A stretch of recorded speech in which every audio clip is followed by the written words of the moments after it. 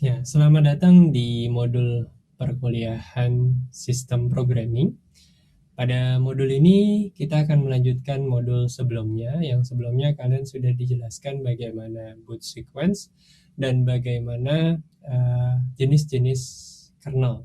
Ya, jadi paling tidak kalian sudah mengerti bagaimana cara proses sebuah kernel bisa dieksekusi di dalam suatu sistem operasi.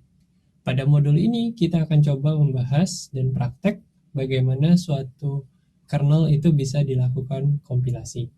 Beberapa alasan kita melakukan kompilasi kernel antara lain agar sistem operasi kita bisa benar-benar match atau sama dengan hardware yang kita miliki. Seperti kita tahu bahwa ketika kita menggunakan installer operating system, ya sebenarnya kernel tersebut dibuat dengan menggunakan komputer atau hardware orang lain yang di tempat orang lain tersebut, dan berbeda hardware dengan di tempat kita sendiri. Untuk beberapa device dapat meningkatkan performanya, terutama device-device embedded system. Oke, sekarang saya minta kalian untuk mempersiapkan VirtualBox kalian, ya, dan beberapa konsol di dalamnya. Lalu beberapa petunjuk-petunjuk yang perlu kalian install itu ada di slide. Oke, jadi yang pertama adalah kompilasi kernel. Ya.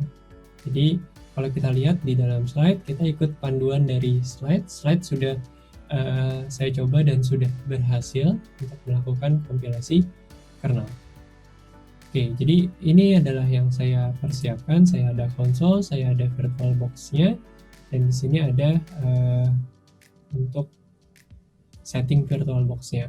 Pertama-tama mungkin kita persiapkan ya VirtualBox-nya. Kita untuk sementara pada saat kompilasi kernel, kalian bisa tingkatkan RAM kalian. Misalnya kalian punya 8 GB ya 8 GB kalian pakai. Di sini kebetulan saya ada 32 ya, saya pakainya 16.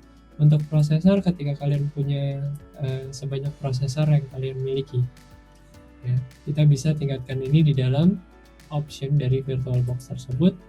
Lalu kita coba jalankan.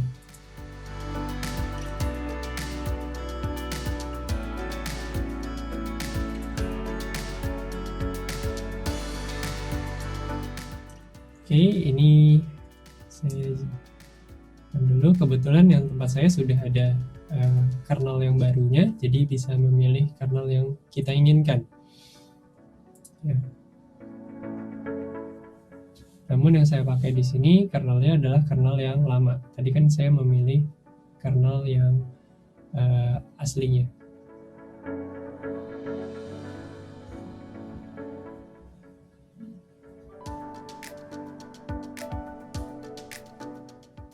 Oke, VirtualBox-nya sudah berjalan. Lalu kita coba login di sini, ya, ke localhost dan portnya 6022.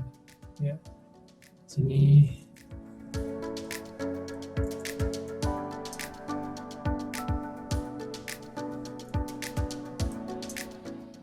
Oke, sekarang kita coba lihat ke slide lagi. Ya, kita coba lihat ke slide. Nah, kalian coba download dan ekstrak ya ke dalam kernel ini, kernel versi 4.15 ya. Kita akan coba menggunakan cara Debian di sini. Kalian bisa ambil dengan cara wget ya, http kambing.ui.ac.id. Lalu kalian nanti di dalam kalau saya masukkan suatu folder ya, compile. Nah, di sini ada Linux 14.15.1.tar ya. Jadi kalian wget kambing.ui.ac.id Linux, lalu kalian ekstrak, yaitu dengan menggunakan tar. Nanti setelah diekstrak kalian memiliki folder yang berisi source code-nya. Jadi kalau kita lihat di sini Linux 4.15.1 ini adalah source code dari kernel versi 4.15.1. Nah, berikutnya setelah kita sudah memiliki foldernya, lalu kita coba di sini menggunakan konfigurasi yang sudah berjalan di tempat kita, ya.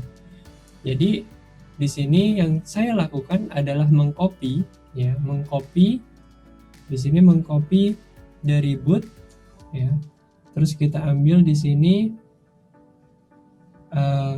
config version yang jalan, ya, atau kita mau lihat dulu di sini di dalam boot sudah ada apa saja, ya. Kalau di tempat saya, mungkin di tempat kalian nanti pada awalnya hanya ada 2 ini, ya, dan ada beberapa init RD, ya, seperti yang sudah dijelaskan, ada namanya init RD atau init RAM FS yang merupakan pendamping dari kernel ketika ingin menggunakan beberapa driver yang dibutuhkan, ya.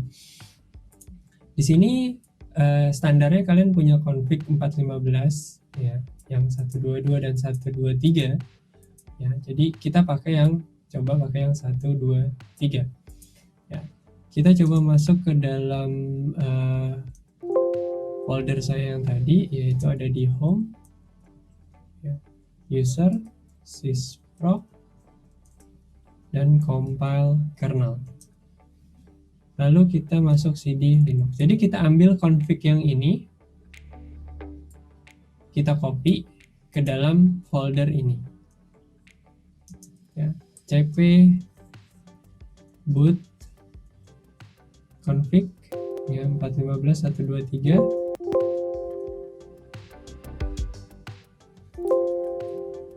.0, ya, .123. Nah, kita copy di dalam file namanya .config. Oke. Nah, sebelumnya saya coba bersihkan, nanti kita bisa bersihkan kalau kalian misalnya ragu di dalamnya masih ada binary-binary yang tertinggal dengan cara make clean misalnya, ya. Make clean atau make kpkg clean. Oke, setelah itu, ya, kita coba untuk lihat, ya, di sini, atau kita melakukan instalasi dependensi terlebih dahulu nanti, ya. Jadi ada make menu config. Di sini isinya adalah untuk melakukan pemilihan mana driver yang mau saya install di dalam make menu config ini. Kalau Y itu artinya memasukkan driver tersebut di dalam kernel, atau M itu sebagai modul, ya, atau N, ya, atau tidak di dalam modul ataupun kernel. Seperti yang dibahas sebelumnya, ada yang microkernel dan monolithic kernel. Jadi kalau kita masukkan ke dalam kernel, otomatis kita nggak bisa bongkar pasang karena sudah di dalam kernelnya. Kalau kita install sebagai modul, kita bisa insmod, ya, bisa delete mode, ya, bisa kita rm mode atau kita insmod, bisa kita insert modulnya, bisa kita remove modulnya, ya. Karena sebenarnya driver itu adalah suatu program, dan program itu mengkonsum memori yang ada di dalam komputer. Jadi kalau nggak dipakai, lebih baik bisa kita remove, ya. Itu kalau kita menggunakan multi-purpose komputer. Tapi kalau kita mau mengcompile kernel untuk yang single purpose komputer, otomatis ya kita taruh aja di dalam kernelnya, kita instalasi built-in di dalam kernelnya, ya, dengan pilihan Y di sana. Kita nggak butuh lepas pasang, kita butuh masang terus. Tapi kalau kita multi-purpose komputer dan modul tersebut kira-kira bisa kita lepas atau kita pasang, ya kita pilih sebagai modul, ya. Jadi itu yang bisa dilakukan di dalam menu config. Ya, ada juga yang alt config, tapi ini kalian harus akan diberi pilihan device driver ini yes atau no atau modul, device driver ini yes atau no atau modul, gitu, ya. Terus setelah itu kalian bisa lakukan make di sana, ya, untuk menjalankan ini. Dibilang sebagai generic way, ya, generic way atau metode umum. Jadi saya coba beri gambaran dulu, ya, terhadap metode umumnya seperti apa. Nah, jadi kalau kita lihat metode umumnya, ya, diawali dengan yang pertama adalah di sini, ya. Pertama adalah copy dulu boot versionnya, ya, atau config-nya yang sudah berjalan. Kenapa? Karena kita nggak tahu yang sudah berjalan itu seperti apa. best practice yang dilakukan adalah mengcopy config yang di tempat yang sudah berjalan, masukkan ke dalam source code kernel kita. Lalu kita buka menu config-nya. Setelah itu di sini kita pilih kita mau masukin dia ke dalam kernel, kita mau masukin sebagai modul, atau kita tidak mau menginstal sama sekali untuk driver tersebut. Caranya bisa menggunakan menu config yang berupa user interface dengan menu-menu yang kita yes atau no, atau dengan alt config. Di sini kita diberi prompt ya, yes, no, atau modul dalam ribuan prompt mungkin. Lalu kita compile dengan make di sini ya, biasanya 1 atau 2 jam tergantung dari kemampuan prosesor kalian. Makanya tadi saya bilang ketika kalian punya prosesor yang cukup besar ya, cobalah prosesornya ditambahin tadi di bagian VirtualBox ya, dan RAM-nya juga kalau bisa ditambahkan. Oke, lalu kalian install modulnya. Jadi setelah make ini kalian menginstal kernelnya, lalu kalian install di sini modulnya ya. Lalu kalian create init RAM fs ya. Kalau dilihat di penjelasan teori sebelumnya, init RAM fs ini apa? Ini adalah pendamping atau penyerta dari si kernel. Ketika ada device driver yang belum bisa dimiliki oleh kernel pada saat booting, init RAM fs ini memiliki device driver tersebut. Ya, beberapa device driver yang krusial. Lalu loadernya harus kalian update ya, group update group. Ya. Oke, sekarang kita coba untuk praktek langsung menggunakan di sini ya. Jadi inilah beberapa package-package yang kalian perlu install terlebih dahulu. Dependensi-dependensi ini berguna untuk si sistem agar bisa memiliki library-library yang dibutuhkan untuk melakukan kompilasi kernel. Oke, kita coba praktekkan ya. Coba di sini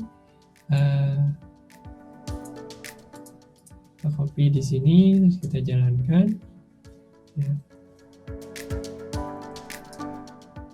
Agar lebih mudah, kalian bisa mengetikkan di sini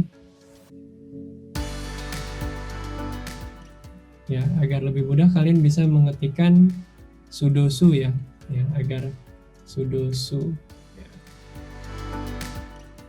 Jadi kalau sudo su di sini kan kalian sudah sebagai root.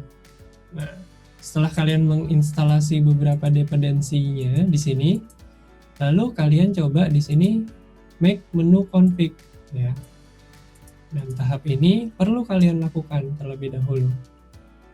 Ya, make menu config di sini kalian diberikan suatu interface pilihan ya. Pilihan di sini ada general setup ya.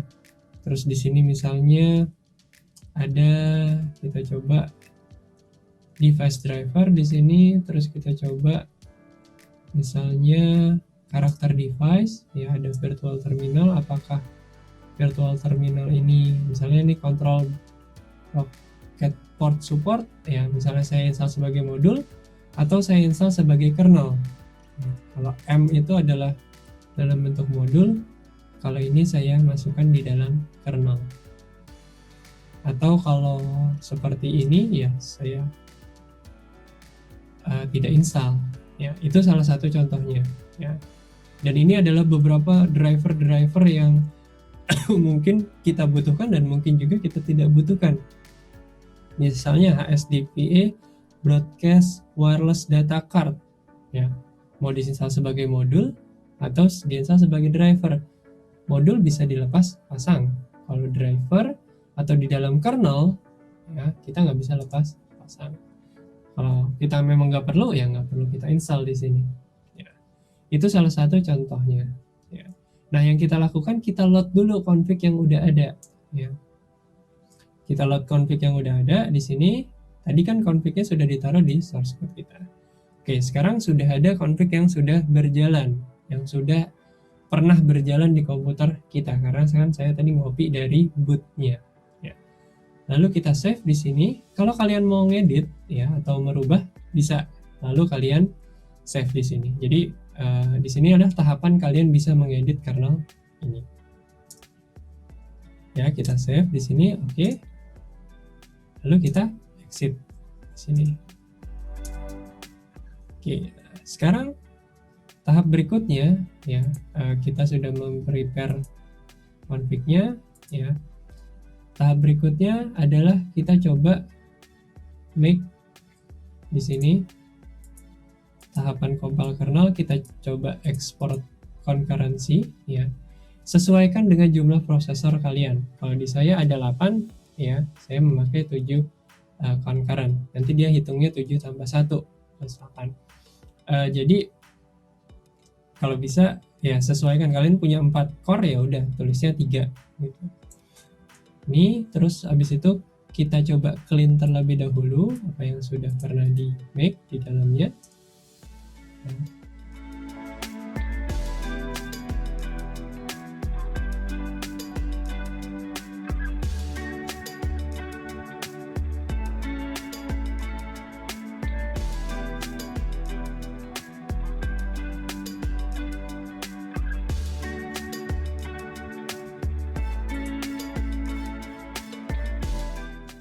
Oke, di sini kita coba membersihkan semua yang ada di dalam binary-binary yang udah. Setelah itu kita coba lakukan instalasi dengan komen seperti ini.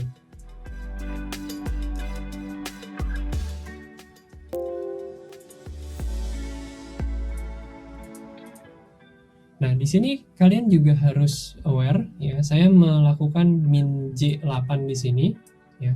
Min J8 di sini adalah jumlah core saya atau prosesor saya yang secara paralel nanti akan melakukan kompilasi kernel supaya hasilnya bisa atau keluaran binary-nya bisa jauh lebih cepat. Nah, di sini saya namakan dep aw version. Kalian kalau bisa dirubah nama ininya sesuai dengan nama kalian. Ya. Di sini saya make min kpkg min j8 init rd ya. Terus kita jalankan. Oke, biasanya ini akan memakan waktu tadi 1-2 jam atau bahkan lebih ya.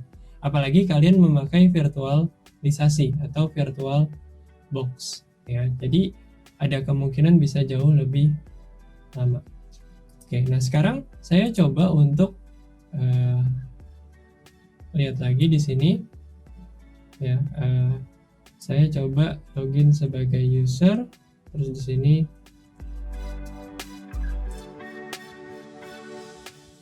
oke, sekarang saya coba lihat di sini sysproc compile.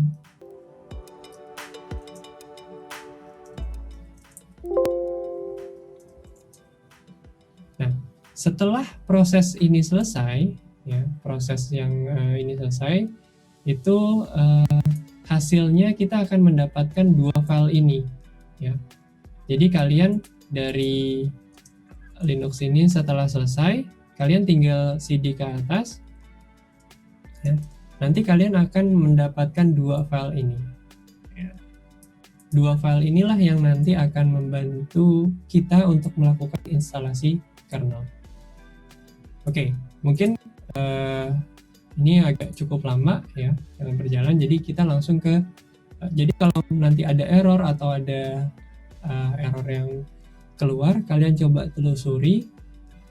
Paling mungkin adalah beberapa dependensi yang kalian lupa untuk melakukan instalasi, atau kalian lupa untuk melakukan load config di menu config-nya ya. Itu 2 hal yang paling sering terjadi.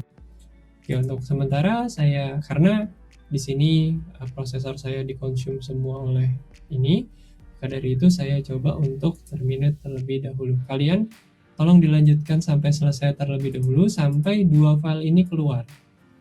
Ya, yang file pertama ini adalah kernelnya, yang di sini adalah image. Ya, jadi dua-duanya adalah image kernelnya. Nanti yang satu sebagai init RAM address-nya.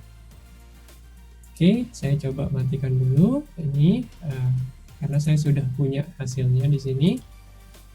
Ya.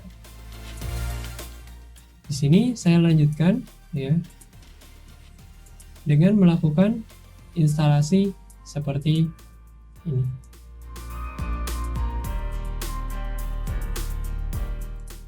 Ya, dengan melakukan instalasi seperti ini.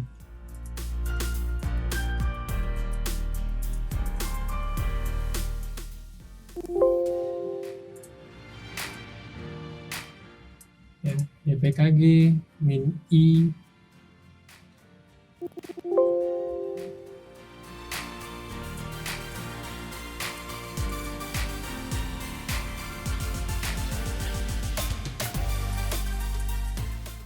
ya, dpkg -i ini kalian eksekusi, kalian enter, lalu berikutnya juga yang ini juga kalian enter ya.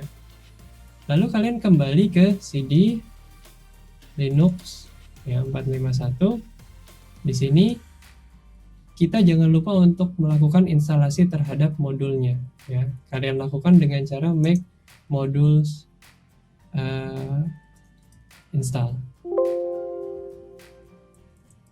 Proses ini sama kompilasi juga, tapi mungkin tidak terlalu lama ya, tidak terlalu lama seperti yang sebelumnya dilakukan ya. Jadi make modules install, setelah ini dilakukan, dia akan secara otomatis melakukan instalasi terhadap modules yang kita pilih sebagai modules tadi ke dalam sistem kita, dan dia mengkopikan secara otomatis. Lalu kita coba untuk lihat ke dalam boot kita ya. Setelah itu kita lihat ke dalam boot kita. Sini sudah ada atau belum? Di sini ada initrd ya. Initrd dengan version saya ya.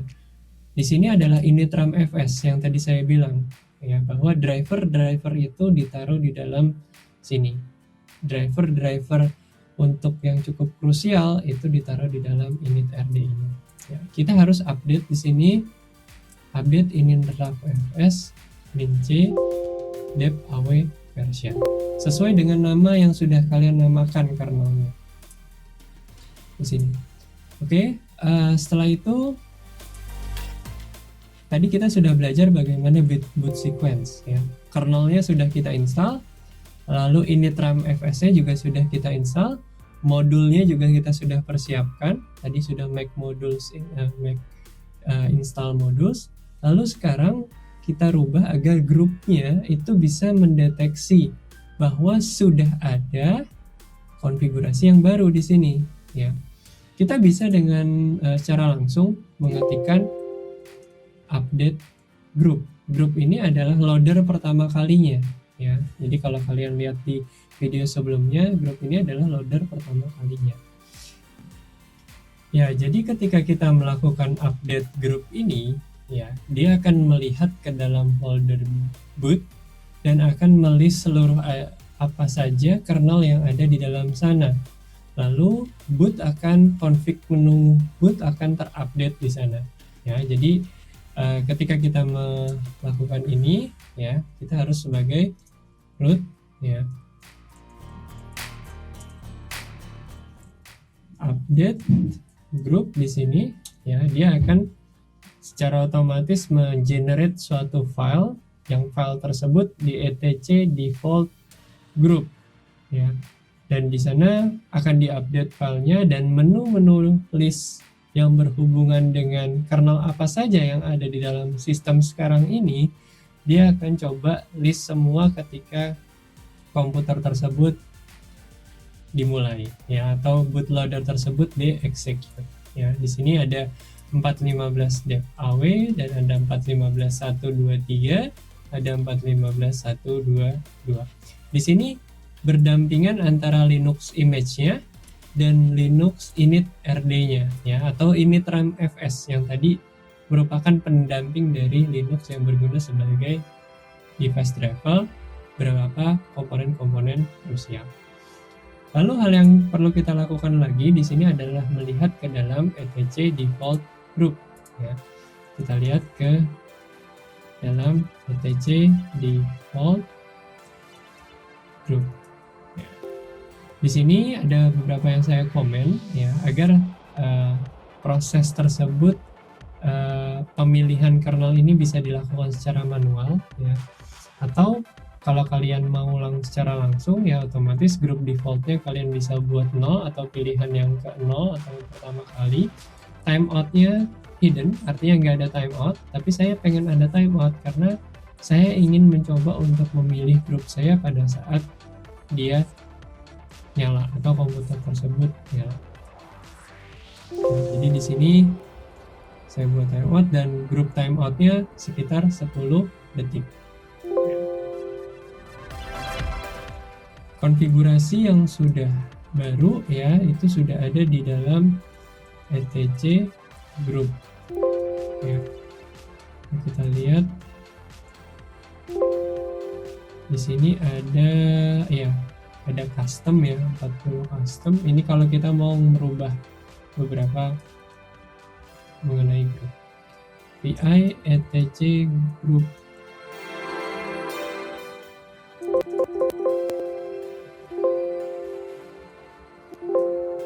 ya. Oke.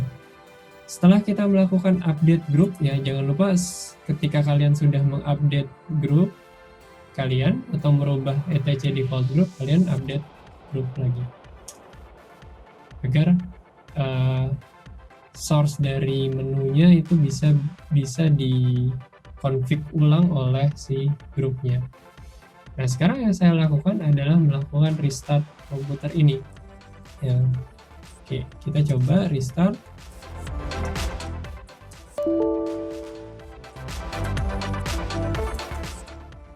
Oke, pada saat awal ya, mungkin sebelumnya kalian tidak diberi pilihan seperti ini ya.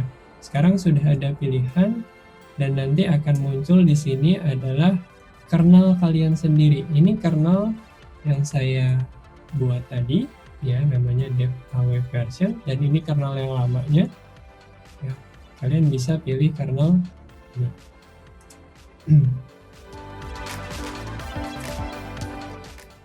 Ya, jadi itu beberapa cara tahapan-tahapan yang perlu kalian coba ikuti agar kalian bisa melakukan kompilasi terhadap kernelnya. Ya. Proses ini mungkin akan berlangsung yang cukup lama ya, tapi ya kalian bisa coba yang sekitar 1 atau 2 jam untuk melakukan kompilasi kernel ini. Oke, sekarang saya coba masuk ke dalam kernel saya. Ya, interface-nya mungkin sama saja ya, tapi kalau kita lihat di sini kita coba uname ya, min a. Di sini sudah ada tulisan Linux compile by aw sysproc OPA dengan 4.15 dev aw version ya. Ini di sini ditulis Linux compile by aw uname min a. Dan kernel ini adalah kernel yang saya kompilasi karena tandanya di sini Linux compile by aw, terus di sini dev aw version ya. Atau uname in r. Uname ya. Ini kernelnya, sedangkan yang ini adalah nama sistem kernelnya ya, yang dikompilasi oleh Nah, kita mau coba lihat lagi misalnya yang tadi sebelumnya.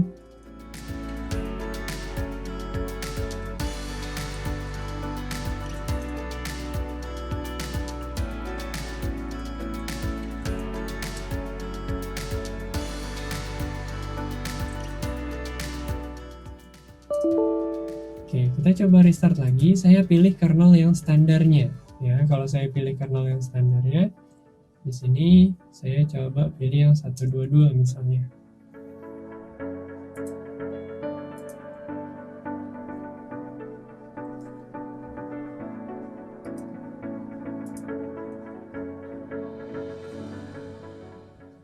Oke, bootingnya sepertinya masih belum selesai.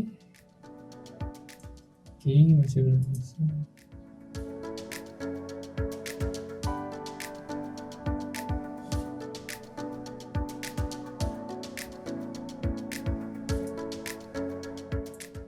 Oke, di sini saya coba user.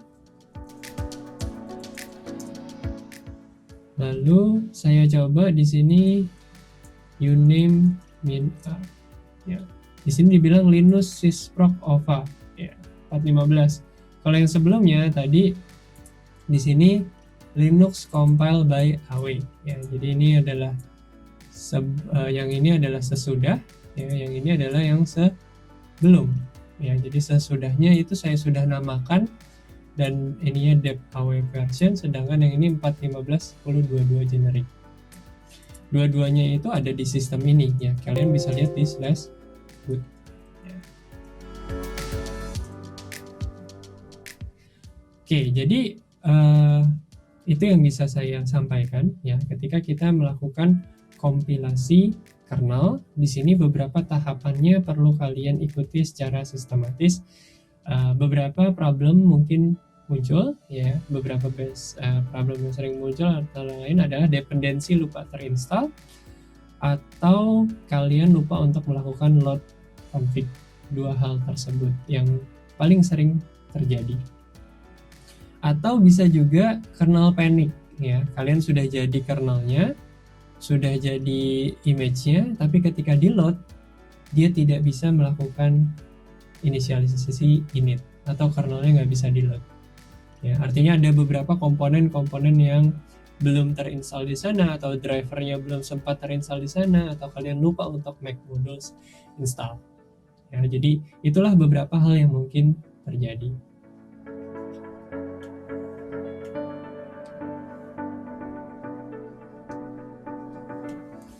Oke, jadi untuk modul kali ini sampai di sini dulu ya. Mudah-mudahan tutorial ini bisa membantu kalian melakukan kompilasi kernel. Atas perhatiannya saya ucapkan terima kasih.